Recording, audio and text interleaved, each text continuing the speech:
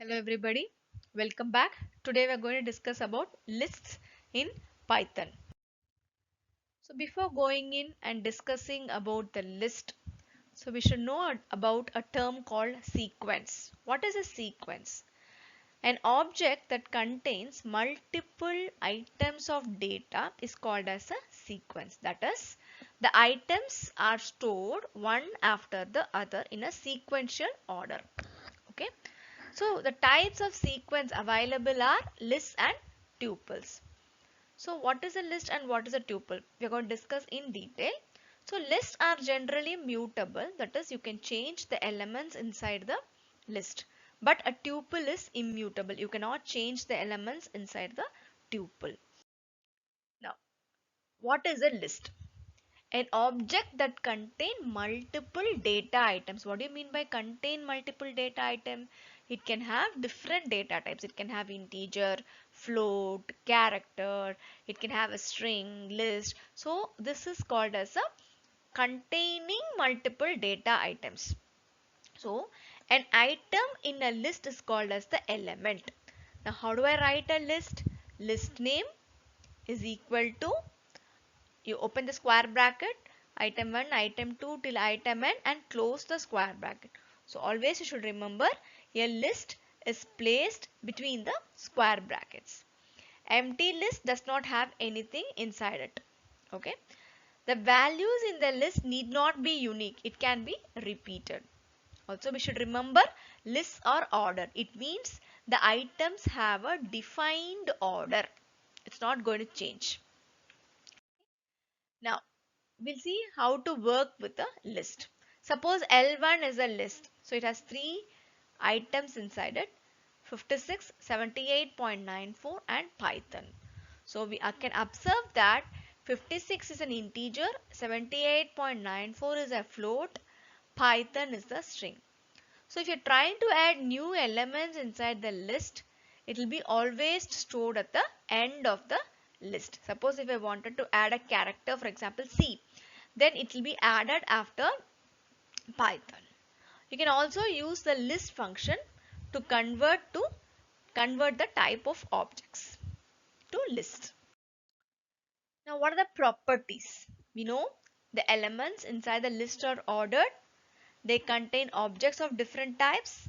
Elements of a list can be accessed using the index. A list can contain a list itself as an element. A list can always grow and shrink, and they are mutable.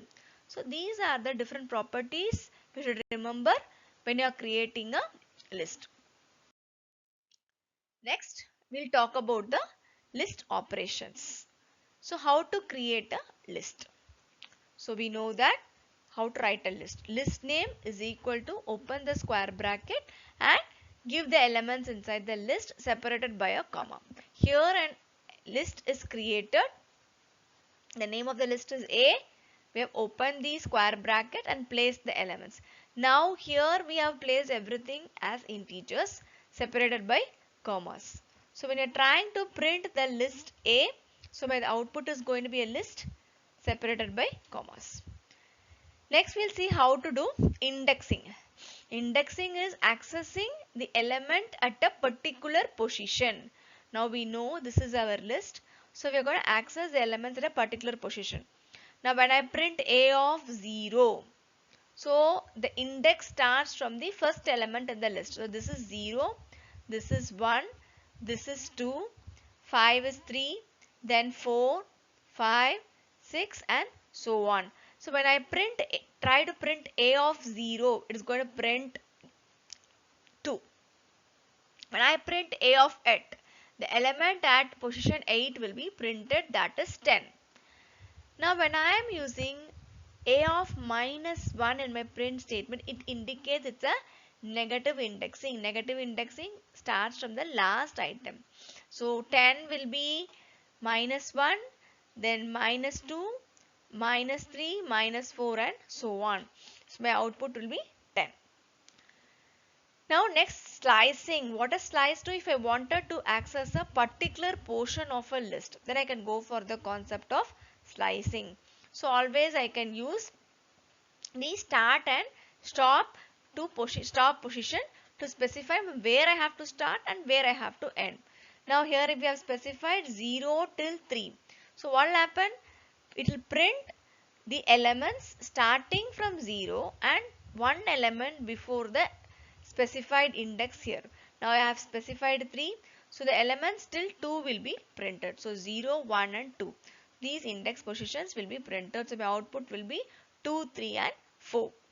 Now when I say start alone, I have not specified anything, the end where I have to stop. So then the entire list will be printed. Next is concatenation. When I want to concatenate two lists, then I can use the concatenation. That is plus symbol is used for concatenation over here. So already we know the list A and now we have a new list B. When I try to concatenate, my output is the combination of list A and list B. Okay.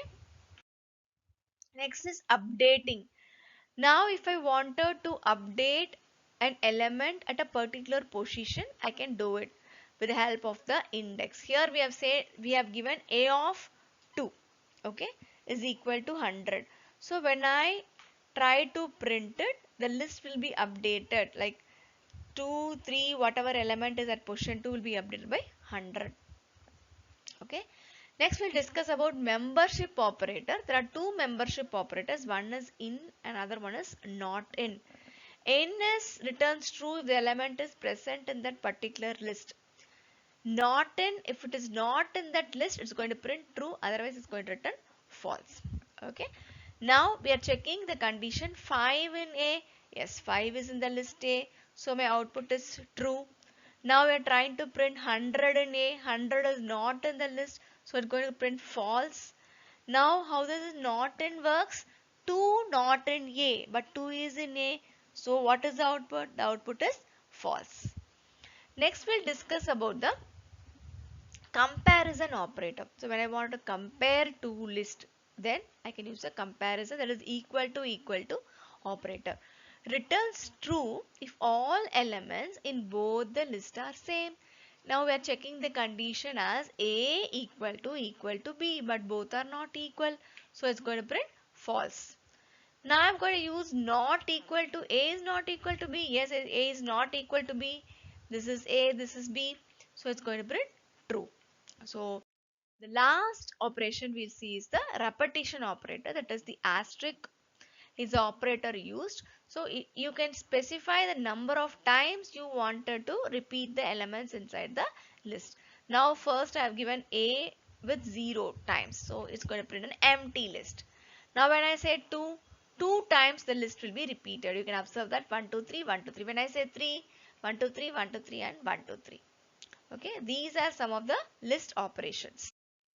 Next, we'll talk in detail about the slicing operation. Okay, right.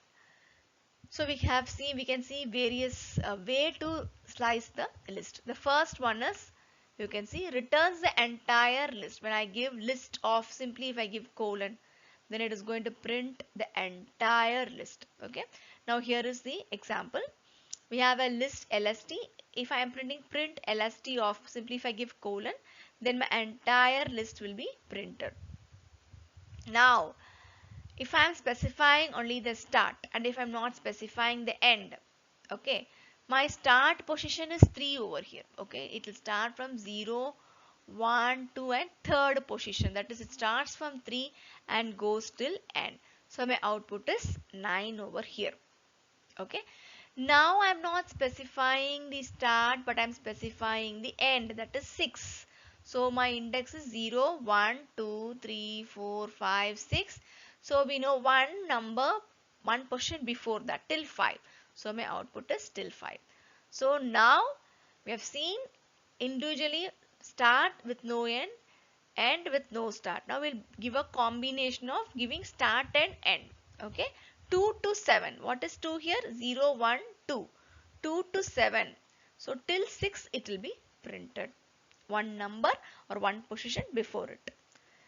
Now we can use a step counter in the slicing operation. How would I do that? Start, end and stop. Now what I'm trying to do, starting from index 1 till 8 you go, skip count by 2. Now what is my index 1? 0, 1. It will start from 1, then it will skip 2 positions and it will print 3, then 2 positions it will print 5, 2 positions it will print 7.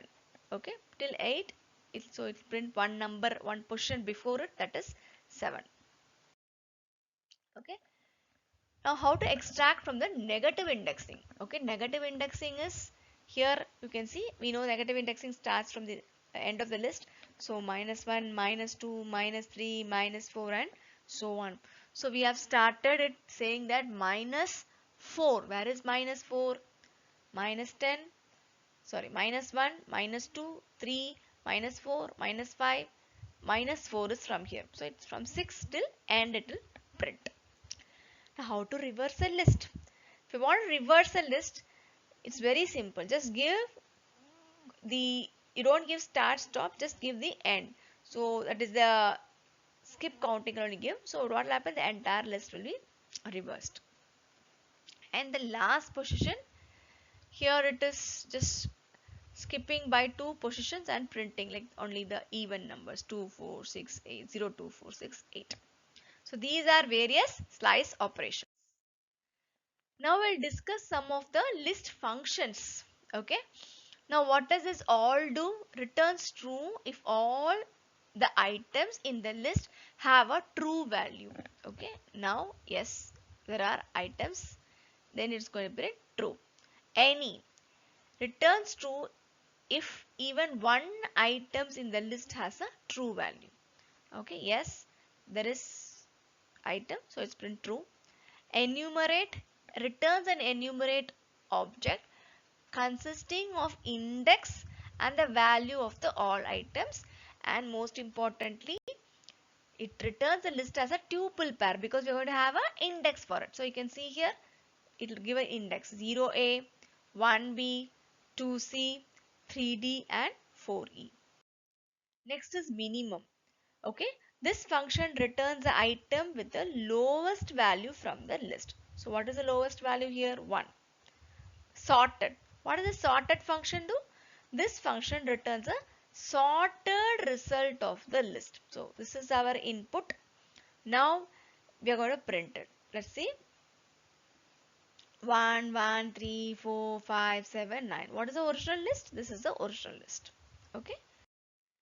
Now length. Length calculates the length, the number of elements in the list. So what will be the number of elements? 5. List. This function converts whatever iteratable item you are giving, tuple, string, set, dictionary, to a list. Okay, my output is going to be a list. Okay. Max. Max finds the highest value from the list, that is 5. Sum. What does the sum do? Sum function returns the sum of all elements in this list. But one thing you have to be very careful when you're applying this sum function. It works only on the numeric value, that is numerics. Okay.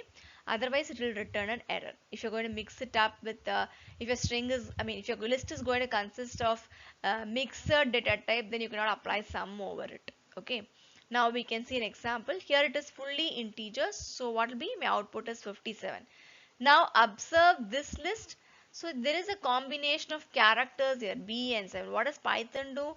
When it's going to see such kind of list, what happened is immediately to throw an error, unsupported operand. Okay, integer and str. You cannot do sum operation with the combination of data type. I hope the list is clear. Thank you.